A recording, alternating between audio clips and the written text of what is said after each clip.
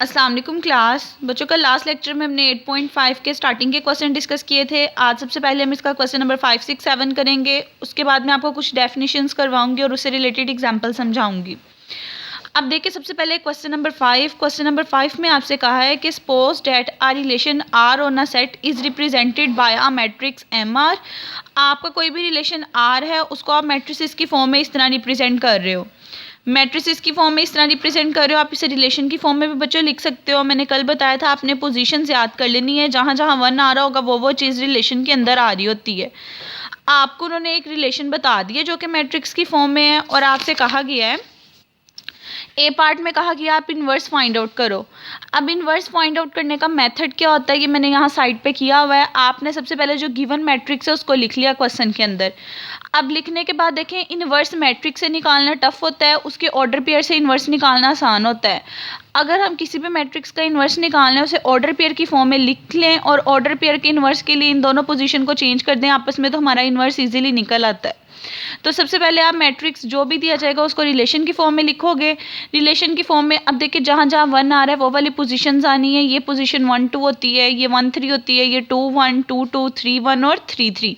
जो जो पोजीशन आ रही थी उसके रिस्पेक्ट से आपने रिलेशन लिख लिया। अब आपने उसका इन्वर्स निकालना है। इन्वर्स निकालने का मेथड ये होता है, आप ये दोनों वैल्यूज़ को आपस में इंटरचेंज कर देते हो।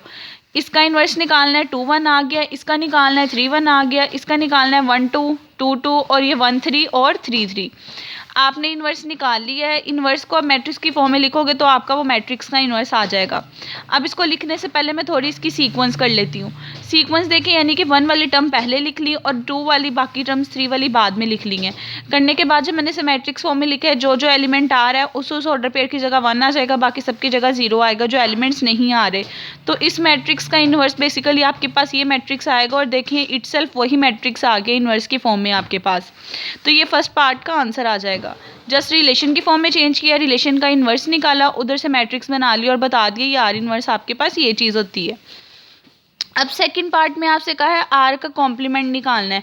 कॉम्प्लीमेंट को मैंने आपको बताया हुआ है। कॉम्प्लीमेंट बेसिकली आप सी से भी डिनोट करते हो, उसके अलावा बार से भी डिनोट करते हो। चैप्टर नंबर 1 में कॉम्प्लीमेंट का फॉर्मूला बताया था कि यूनिवर्सल सेट में से अगर गिवन वाला सेट माइनस कर दो तो वो कॉम्प्लीमेंट निकल आता है। और यूनिवर्सल सेट भी बताया हुआ है ऐसा सेट जिसके अंदर सारे के सारे पॉसिबिलिटीज़ आ रही हों। अब ऑर्डर पेयर की बात हो रही है तो जो इसका यूनिवर्सल सेट होगा उसके अंदर सारे के सारे एलिमेंट्स आ रहे होंगे 1 1 1 2 1 3, यानी ये सारी की सारी एंट्रीज आ रही होंगी। आपने यूनिवर्सल सेट में सारे सेट्स के एलिमेंट लिख लिए, माइनस जो आर था सेट हमें क्वेश्चन में जो दिया हुआ मैट्रिक्स उसके रिस्पेक्ट से जो आर था आपने उसकी वैल्यू लिख दी। इसमें से इसको माइनस करें, 1 2 आ रहा है 1 2 निकाल दें, 1 3 निकाल दें, 2 1 भी निकल जाएगा, 2 2 भी, 3 1 भी निकल जाएगा और 3 3 भी।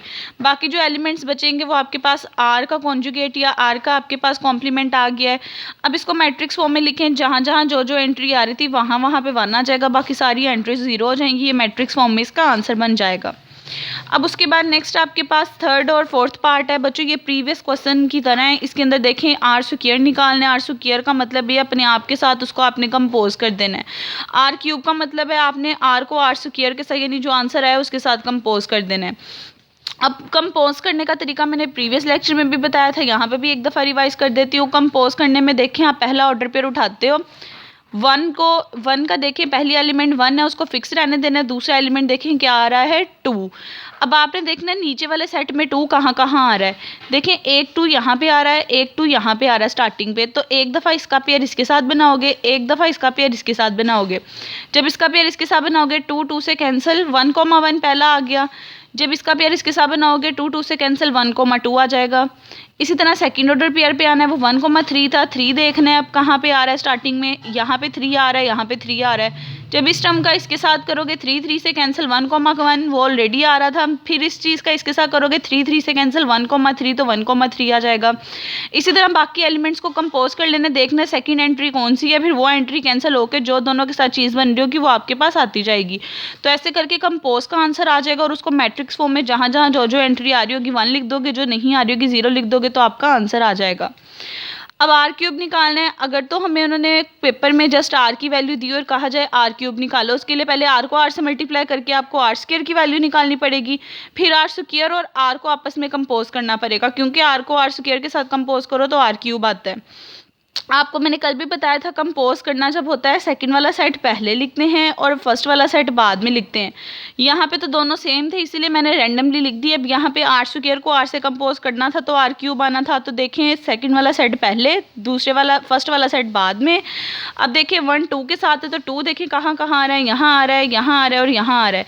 तो जब मैं इस पेयर को इसके साथ कंपोज करूँगी तो 2 2 से कैंसिल होकर पहले 1,1, इसको इसके साथ कंपोज करूँगी 1,2, इसको इसके साथ कंपोज करूँगी 1,3। इसी तरह बाकी एलिमेंट्स कंपोज करके एट द एंड आंसर निकालेंगे तो R3 में सारे के सारे नंबर्स आपके आंसर में आ जाएंगे। ये तो बच्चों प्रीवियस काम था, आपने उसे रिलेशन की फॉर्म में चेंज करके मैट्रिसेस की वैल्यू निकालनी थी। अब उसके बाद नेक्स्ट देखिए आपके पास क्वेश्चन नंबर 6 और क्वेश्चन नंबर 7 है। ये बहुत इजी क्वेश्चन है, जस्ट ट्रिकी हैं। आपसे कहा गया है क्वेश्चन नंबर 6 में आपने ट्रिपल्स निकालने। ट्रिपल का मतलब होता है पहले ऑर्डर पेयर में 2 एलिमेंट थे तो वो ऑर्डर पेयर था, जब 3 एलिमेंट हो जाए उसको ट्रिपल्स कहते हैं। उन आपसे कहा गया आपने ट्रिपल यानी 3 एलिमेंट का ऑर्डर पेयर निकालना है और ऐसे इंटीजर निकालने हैं जिसके अंदर जो पहले ए बी हैं, ए सबसे छोटा हो, बी उससे बड़ा हो, सी उससे बड़ा हो। ये रिलेशन ये चीज़ होनी चाहिए, ज़ीरो नहीं आना चाहिए। ज़ीरो से ग्रेटर का मतलब ये सारे के सारे पॉजिटिव नंबर होने चाहिए। और दूसरी बात ये पहली एंट्री लेस होनी चाहिए, दूसरी उससे बड़ी होनी चाहिए, तीसरी सबसे बड़ी होनी चाहिए और लेस देन 5 तक जाना है। यानी कि जो आपके पास ये वाली 2 वैल्यूज़ हैं आपने इनके ऑर्डर पेयर इस तरह के बनाने हैं जो कि 1 2 3 4 और 5 तक जाएँ। 0 से लेस का मतलब ये, ग्रेटर का मतलब ये कि 0 नहीं आना, 0 से अगले एलिमेंट्स लेके जाने और स्टॉप कहाँ तक करना है आपने 5 तक करना है। लेस देन 5 का मतलब ये है कि 5 से ज़्यादा एक्सीड नहीं करना आपने। अब इसके पॉसिबल ऑर्डर पेयर्स बनाने, पॉसिबल ऑर्डर पेयर्स आप जितने मर्जी बना लो और लेकिन इस तरह के बनाने कि पहला एलिमेंट छोटा होना चाहिए, दूसरा उससे बड़ा, तीसरा उससे बड़ा होना चाहिए, क्योंकि ये कंडीशन दी हुई है ए छोटा हो, बी उससे बड़ा हो, सी उससे बड़ा हो। तो इसके पॉसिबल ऑर्डर पेयर क्या बन सकते हैं, 1 2 3 बन सकता है, 1 2 को फिक्स करके 1 2 4 बन सकता है, 1 2 को फिक्स करके 1 2 5 बन सकता है, इसी तरह 2 3 4 बन सकता है, 2 3 5 बन सकता है, इसी तरह 3 4 5 बन सकता है, आपके पास 1 3 4 बन सकता है, 1 3 5। यानी कि पॉसिबल ऑर्डर पेयर्स लिख लेने हैं। लिखने इस टाइप के हैं कि ये सबसे छोटा हो, ये उससे बड़ा हो, ये उससे बड़ा हो। तो देखिए मैंने जितने भी पॉसिबल ऑर्डर पेयर बनाए, पहला एलिमेंट सबसे बड़ा है, फिर उससे बड़ा है, फिर उससे बड़ा है, ठीक है। यानी कि छोटा उससे बड़ा, उससे बड़ा, ये आपने लिख लेना, ये आपका आंसर आ जाएगा। इसके बाद इस एक्सरसाइज का लास्ट क्वेश्चन, क्वेश्चन नंबर 7 है। क्वेश्चन नंबर 7 के अंदर क्या है, 4 ट्रिपल्स निकालने हैं। 4 ट्रिपल का मतलब है 4 स्पेसेस निकालनी है और कैसी स्पेसेस निकालनी है, सारे के सारे पॉजिटिव इंटीजर्स होने चाहिए। पॉजिटिव इंटीजर का मतलब है 1 से स्टार्ट होने चाहिए और उन सबको मल्टीप्लाई करें तो आपका आंसर 6 होना चाहिए। अब इस टाइप के हमने एलिमेंट्स इसके ऑर्डर पेयर बनाने हैं, यानी कि मल्टीप्लिकेशन के बाद उन सारे एलिमेंट्स की आपस में उसका आंसर 6 होना चाहिए। और 6 किस किस के टेबल में आते हैं, अगर हम 1 1 1 6 इन चारों एलिमेंट को लेके पॉसिबल ऑर्डर पेयर बनाए तब 6 आंसर आएगा, या 1 2 3 1 यानी कि 1 2 3 को आपस में डील कर लें, इस टाइप के एलिमेंट ले लें तो 3 2 6 होता है तो ये आएगा। यानी कि टोटल नंबर हमारे पास 1 है, 6 है, 2 है और 3 है। इन चारों को डील करके आपस में रिपीट भी हम कर सकते हैं, ऐसे ऑर्डर पेयर बनाने हैं कि इनका आंसर जो है वो 6 आना चाहिए। जैसे कि देखिए अगर मैं 1 1 1 6 ले लूँ, इनको मल्टीप्लाई करो आंसर 6 होगा। 1 1 6 1 ले लूँ या 1 6 1 1 6 1 1 1, यानी कि पोजीशन चेंज कर लिए, चारों पॉसिबिलिटीज़ लिख दें कि इस टाइप के अगर मैं एलिमेंट ले लूँ तो ये भी इसके ऑर्डर पेयर में आंसर आएंगे। या अगर मैं 2 3 को यहाँ फिक्स कर दूँ 1 2 3 और फिर 1 3 2 1, यानी कि 2 3 को डिफरेंट जगह फिक्स कर करके देखें तब भी आपके पास इस सबका आंसर 6 ही आएगा।